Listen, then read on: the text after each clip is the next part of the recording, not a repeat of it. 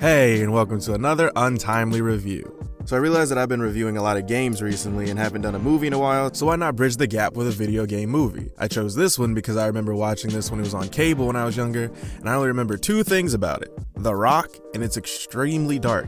Like, hard to see dark. So let's just get right into the review. Spoilers for a 15-year-old movie that I'm pretty sure nobody likes.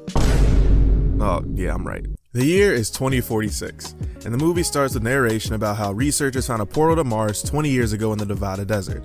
And then the movie just includes mad loud noises to really sell the fact that this is going to be a really tedious 2 hours.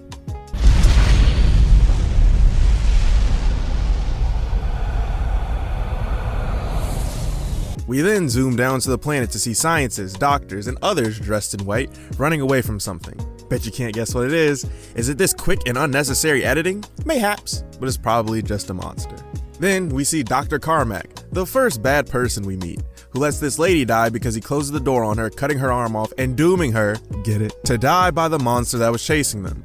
Dr. Carmack tries to set up a quarantine before the monster comes in, but nope! The monster breaks in and boom, we got the title sequence. After that, we meet The Rock, who looks significantly smaller than I'm used to, and his team. His team includes this guy, the guy from The Boys. Also, I know that this actor's name is Carl Urban, but for the purposes of this video, he's Billy Butcher. This guy, and this guy. Their names literally don't matter, but I will now put them up on screen for your viewing pleasure. Told you they don't matter. So they're all chillin', relaxing, playing this shitty Switch in the year 2046. Just as a reminder that this movie came out in 2005, so the DS was already out. Why the fuck did they have this guy playing something that looks like it came out in 1992 is beyond me. But back to the story. The guys are talking about their vacation plans, where this guy makes a comment that shouldn't have been allowed even in 2005, when The Rock comes down to tell them that their vacation leave is canceled, and we finally get the name of our team. The Rapid Response Tactical Squad. The most generic name with the most generic members. Wow, what a lineup. The Rock, whose character name doesn't matter because he's always going to be The Rock, and Billy Butcher have a quick chat where The Rock tells him to take the vacation leave instead of going with them to Mars. We get the little formal introduction of everyone's generic name, Billy comes back along, and they go through the Ark, which is the name of the portal to Mars. We then meet this guy, Pinky, who sets up their gun GoPros. Why they have them, I do not know. The Rock talks to the guy who sounds dubbed in for some reason. When can I start evacuating people out through the Ark? The pervert does pervy things, and then we meet Dr. Samantha Grimm, a scientist who is supposed to get data from the lab that we saw in the beginning. We then find out that she is Billy's sister, so you know that there's gonna be even more tension later. The Rock splits the team up, classic move, and sets up Billy to protect his sister, even though they obviously don't like each other, and the mission begins. Then we get some random jump scares because this movie is technically a horror movie, and we get a couple character interactions before we see the BFG, which they changed the name from Big Fucking Gun to Bio Force Gun, which was a big fucking mistake, but I digress. When we pick up with Billy, we learn why Grimm and him have a strained relationship, and they talk about how this creature has an extra bioengineered chromosome which makes them Superman for some reason. We get another jump scare and we find out that Dr. Carmack is still alive and can somehow run faster than Space Marines and also outrun their bullets. He also rips off his own ear for no apparent reason, but Grimm and this horny black guy gets him back to the sickbay where he gives them vague warnings. We see the lady from the beginning whose arm was ripped off, and we see another person driven insane who attacks Billy Butcher, and this guy. This happens.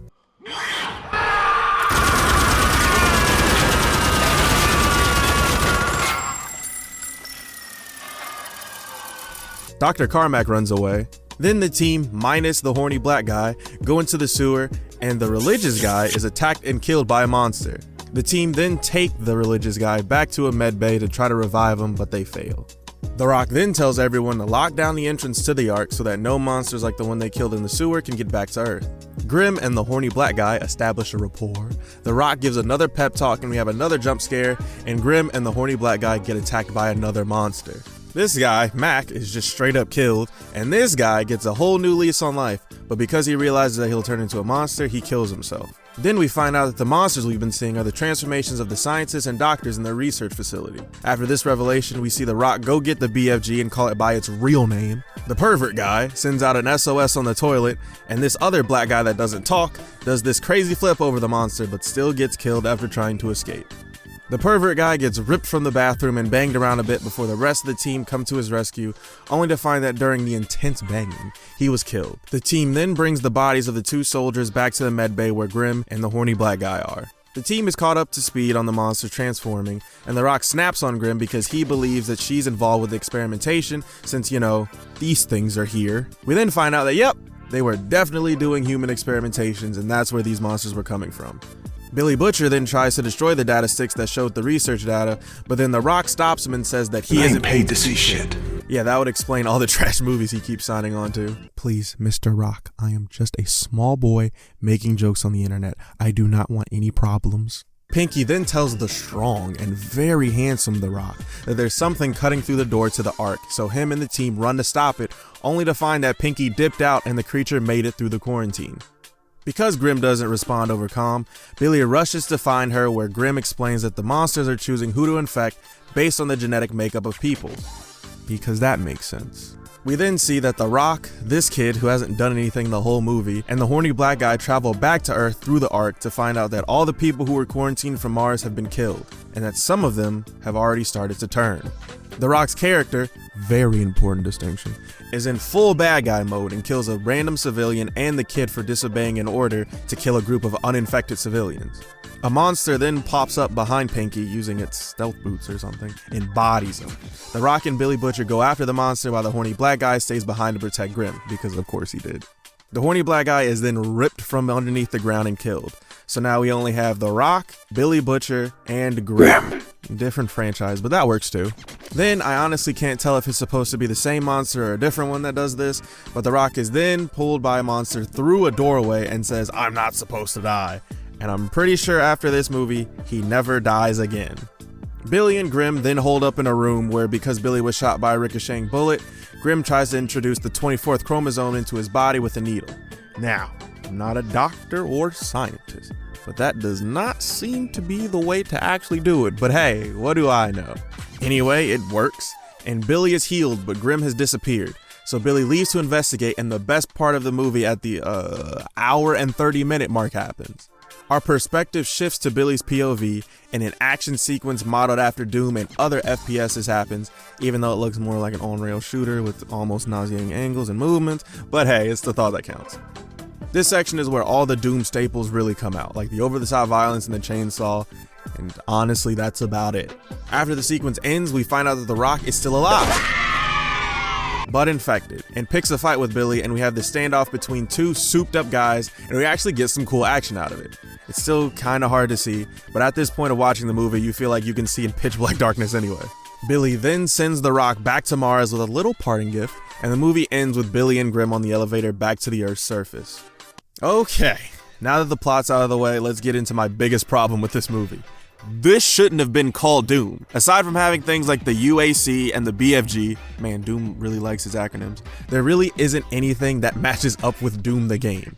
Listen, I'm not a Doom historian or anything. In fact, I've only played Doom 2016 and have a passing knowledge about the originals, but I'm pretty sure they all had demons in them. That's kind of the point.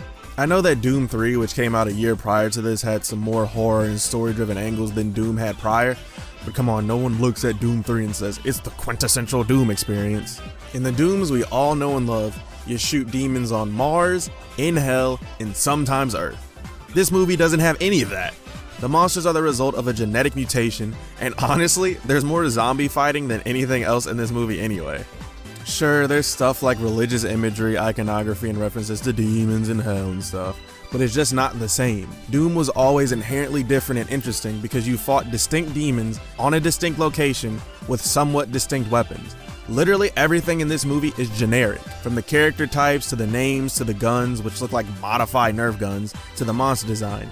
Everything about this movie is something that had been done multiple times over by 2005.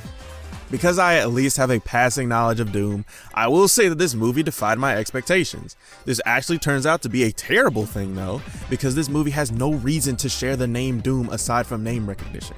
Here's a list of the things that Doom the game and Doom the movie share.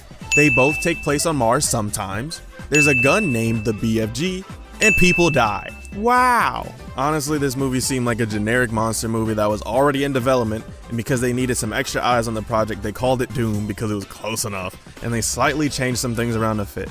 This movie also has some of the most basic cut and dry character archetypes you'll ever see in a movie. It's so bad that they literally call a character Kid, and I don't think we ever even hear his real name. The Rock is the only guy that has some type of depth to him, but I'll get to that later. I still have some hate for this movie to get into. And another thing. I'm not sure what this is exactly, but there seems to be a weird dubbing over certain characters that seems really distracting. It happens here, and here, everybody on me, watch your goddamn footing. And I just don't get what the problem is. There are only two things about this movie that I genuinely like. This guy's performance, and The Rock's character change, if you can even call it that. So first, this guy is the only person in the movie that I think, one, really acts well, and two, legitimately conveys an emotion. His name is Richard Brake. Dick Brake. And he's been Joe Chill in Kingsman, Thor: The Dark World, and some other projects I've never heard of, but in this, he really puts his all into it, and I don't know if that means he's a really crazy pervert guy in real life, but I'm gonna credit it to his acting and move on. Thanks for making this movie slightly less awful. Now let's talk about The Rock and his villain reveal. So while I did enjoy it, and I think that it's cool to see The Rock in roles where he isn't always just a straight up good guy, I still have some problems with it. Throughout the movie, we see The Rock's character always in control and always ready to handle an issue. However, we never see him endanger his team or civilians. In fact, we see that he really cares for his team, at least for Billy Butcher's character, because he tells him to go on vacation in the very beginning of the movie because he knows that his relationship with his sister is strained. So then tell me why The Rock's character would still want to help the organization that led to the deaths of 3 of his men at that time. Now, you could go on a deep dive and say that he told Billy to stay because he knew that the strained relationship could endanger the mission and the team, but I really doubt that the screenwriters who wrote this line, a bottle of tequila and 3 she-boys, have the ability to write something that nuanced. If we saw glimpses of The Rock kind of being a dick to his team and always talking about the mission or even having some backstory on him that would make this heel turn more believable, that would make this movie much better. Honestly, I didn't like this movie. I really wanted to, but it's just straight doo-doo. And honestly, I'm sorry for even bringing it up to y'all. What do you think? Have you seen this movie before? Did it ruin your day like it did for me? Let me know in the comment section below. Tell me what I should review next, and thanks for watching.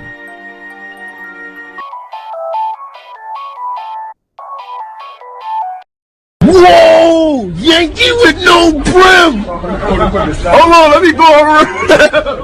Let me go around. What's that? Whoa!